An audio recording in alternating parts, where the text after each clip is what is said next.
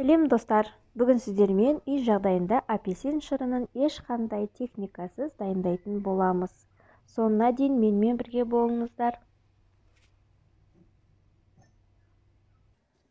Апельсин шырынымызды дайындау үшін бізге 2 апельсин, 1 лимон қажет.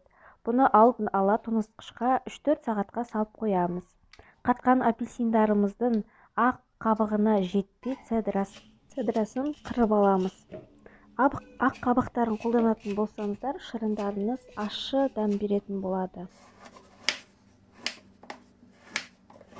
Апельсин мен лимондарымыздың сыртқы қабықтарын тазалап, іштегі дәндерін алып тастаймыз. Тазалап алған апельсиндеріміз бен лимондарымызды блендерге салып, блендерден өткізетін боламыз.